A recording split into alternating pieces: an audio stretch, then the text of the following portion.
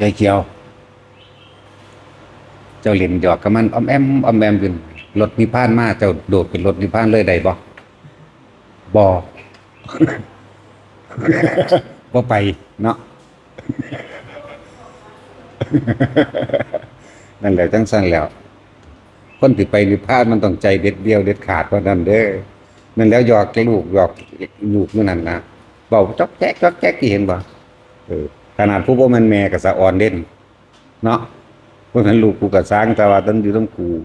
รถนิพพานมาเนี่ยเฮ้กูก็หอบลูกแล่นหนีรถนิพพานพุ่นแหล้วเนาะ แน่นอนอยู่แล้วก็ตอบให้ก็ได้ขนาดผู้อื่นเอาบ่หาตะเลี้ยงมาแบบบ่หาตะเป็นแม่ก็ได้เอาให้ผู้ใดผู้หนึ่งยืนอีกหอบแลนหนีปะรถนิพพาน แน่นอนนักสั่นแล้วมันยากคือหยังอยู่ได้อันคนสิตัดใจได้เนาะถ้ามันคิดอยู่มันก็ยากถ้ามันบ่คิดจังบ่ยาก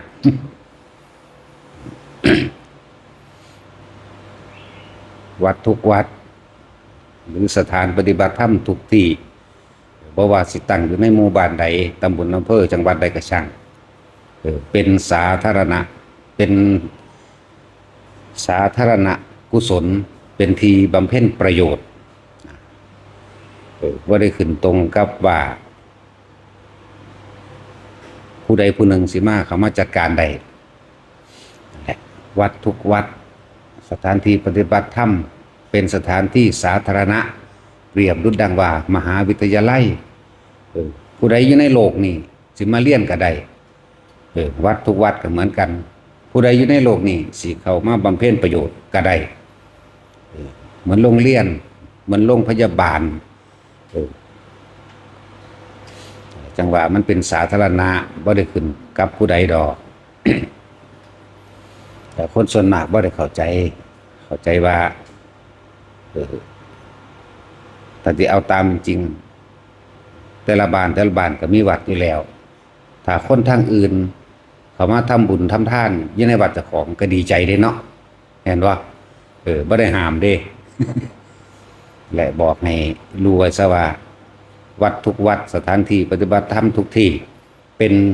สถานที่อันเป็นสาธารณะเอาไว้บำเพ็ญประโยชน์เอาไว้บำเพ็ญกุศลเอาไว้เป็นศูนย์รวมหรือว่าแหล่งความรู้แล้วก็เจ้าอาวาสหรือครูอาจารย์ผู้อยู่ในวัดนั้นผู้บริหารวัดนั้นจะต้องเป็นผู้มีความรู้ในการแสดงธรรมคือความจริงเป็นผู้ให้ความจริงในการใส่ชีวิตและก็ในการใส่ชีวิตอันเป็นสัมมาทิฏฐิโดยการบ่เข้าไปเบียดเบียนทำลายผู้ใดพร้อมจังว่าบางที่ก็บ่มีคนเข้าวัดบางที่ก็เข้า2-3บางที่ก็เข้ามาเป็นเลื่อนลอยพันหมื่นแสนล้านเป็นเพราะว่าหยังเป็นเพราะว่ากำลังบารมีกำลังบุญกำลังกุศลของผู้เพิ่นปกครองผู้เพิ่นบริหารอยู่ในหันของครูบาอาจารย์อยู่ในหันและสิไปว่าวัดน้อยวัดใหญ่วัดนั้นนี่มองหันบ่มีคนเข้ามองนี้แบบนั้นแบบนี้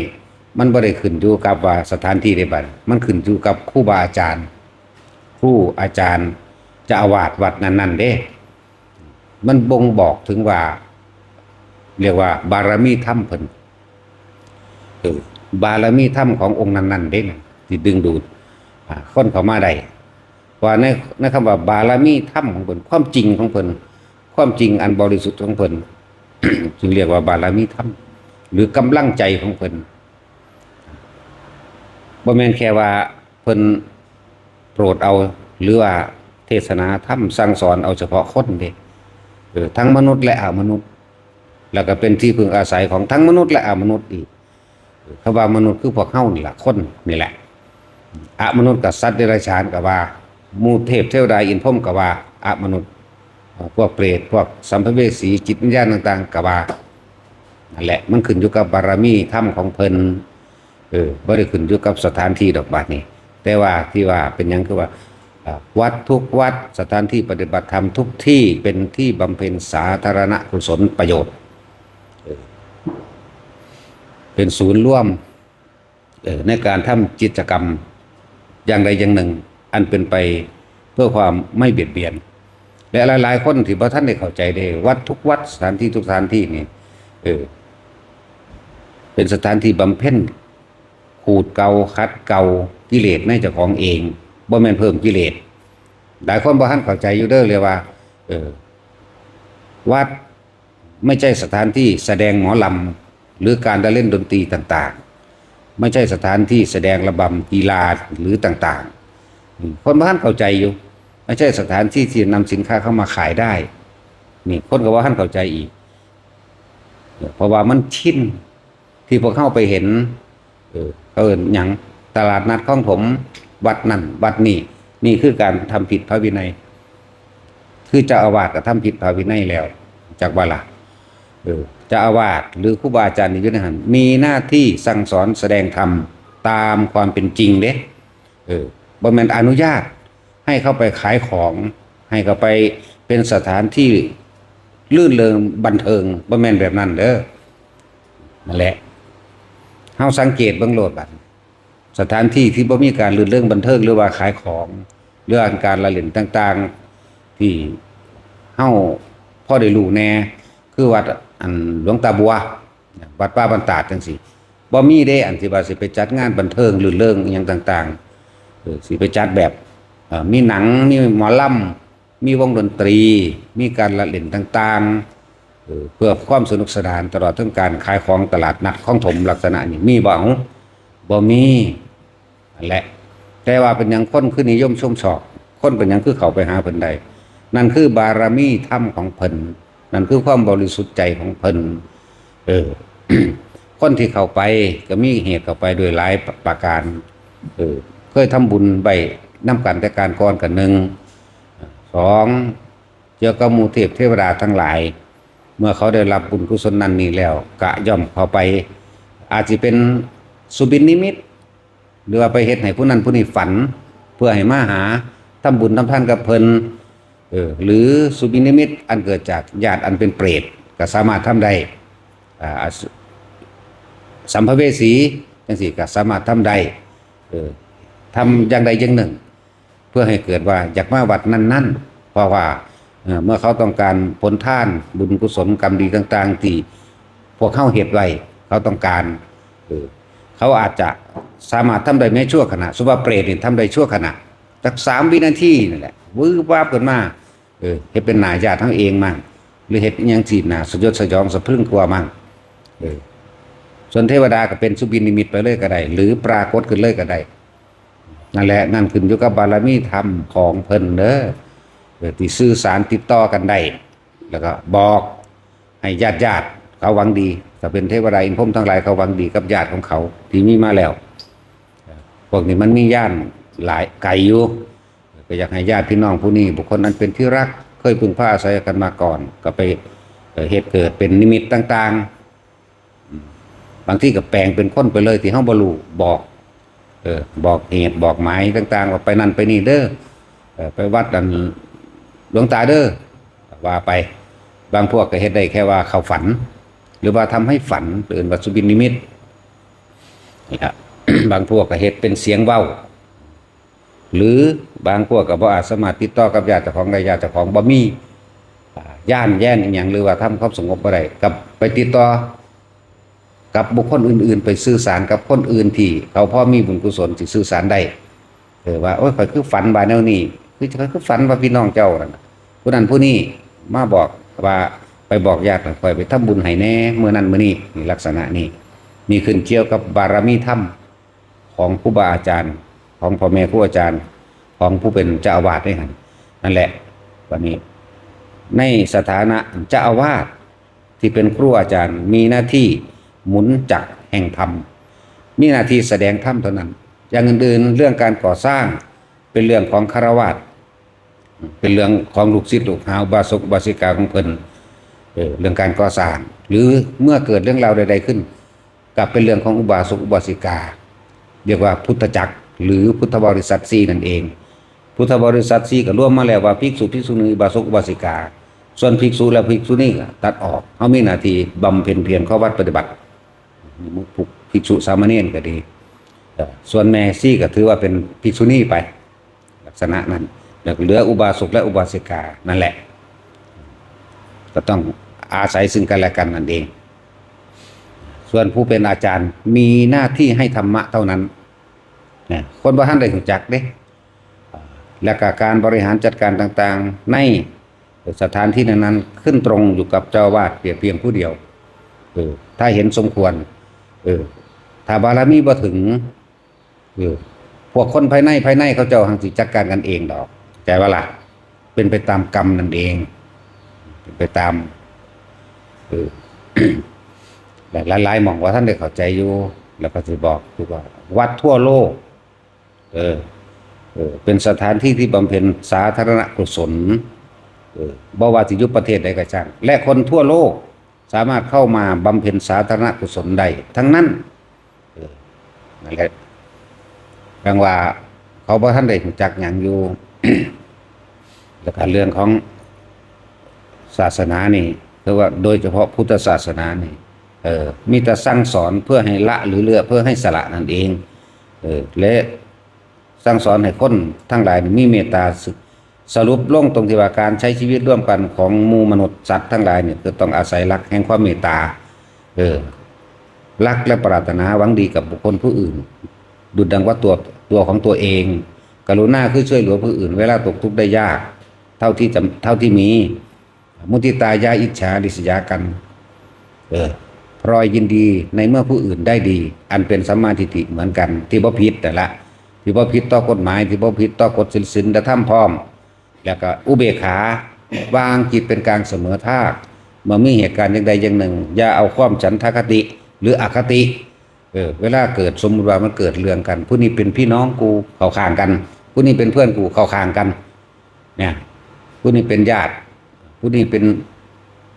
ผู้เอื้ออำนวยประโยชน์ต่อของเองเข้าข้างกันแหละจังว่าคำว่าอุเบกขานั่นมันมีหลายนัยยะอยู่ถ้าว่างคิดเป็นกลางเสมอภาคได้นั่นเรียกว่าบารมีธรรมพอบารมีธรรมเป็นทั้งสั้นมันมาสรุปตรงว่างคิดเป็นกลางอุเบกขานั่นแหละทั้งเบิด ท่านศีลเนกขมะท่านคือการสละออกศีลคือการงดเว้นจากบาปทั้งปวงนั่นแหละเนกขมะก็คือการข่มจิตใจของเจ้าของเองให้หูเท่าท่านอารมณ์ความพอใจจึงเป็นวิริยะขันติสัจจะอธิษฐานเมตตาละมาลงตรงเดียวอุเบกขาเห็นบ่เพื่อปล่อยว่างพระสิเว้าว่าอย่างนั้นคือผู้เสียสละหรือผู้สละแล้วก็ได้เข้ามาพระแท้ๆนะลักษณะนั้น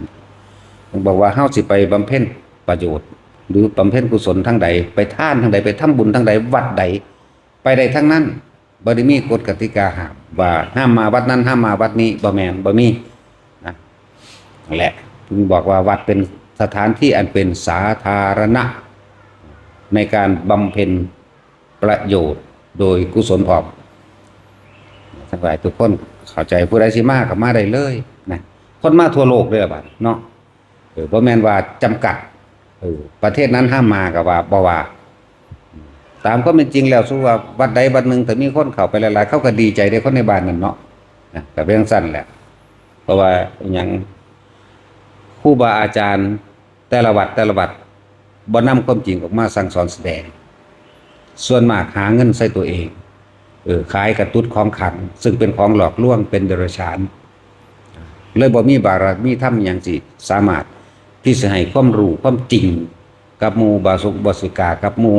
ผู้คนทั้งหลายที่หลั่งไหลเข้ามาฉีดตัว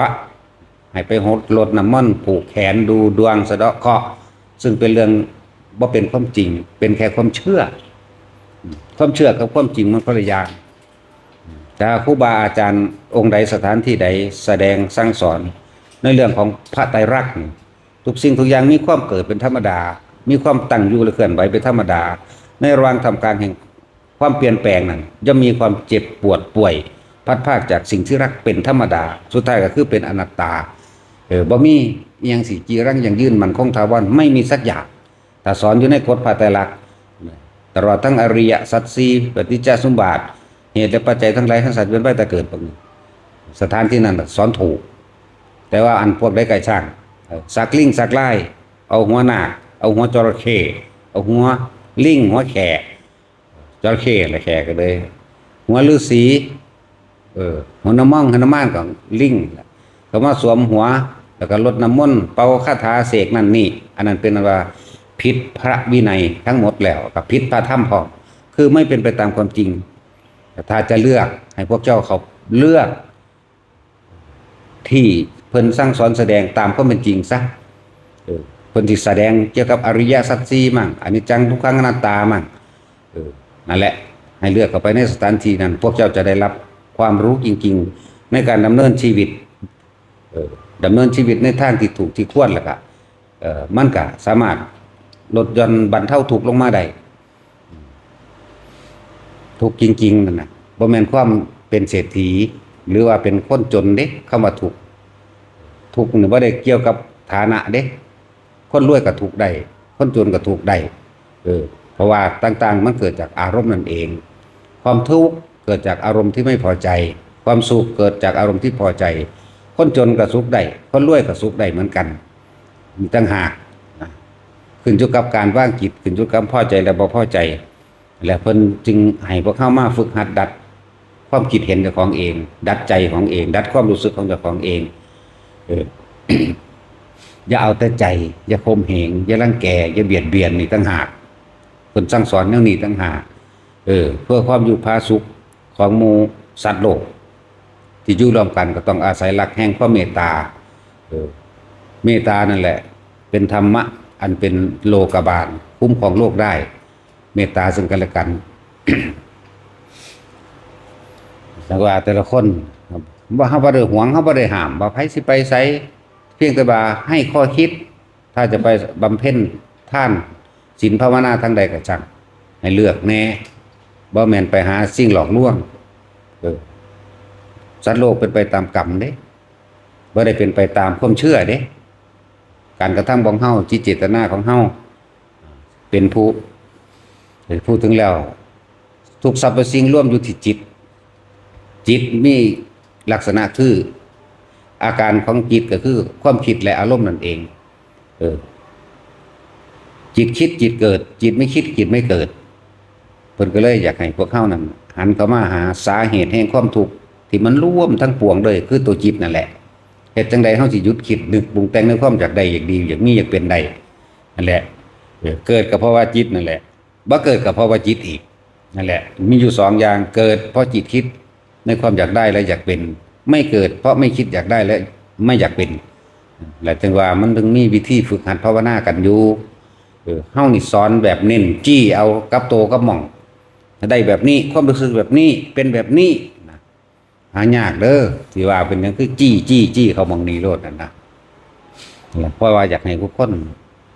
พ้นจากความเวียนว่ายตายเกิดหลวงพ่อมีจุดหมายเดียวจะให้คนไปนิพพานทั้งเบิดมีเท่านี้อย่างอื่นบ่มีนั่นแหละเอาพอ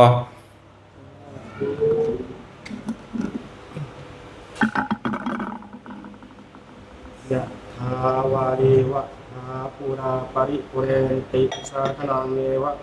วะอิโตทินังเตตานังอุปกัปปติวิจิตังปฏิตังตุมหังคิปะเมวะสมิจฉโต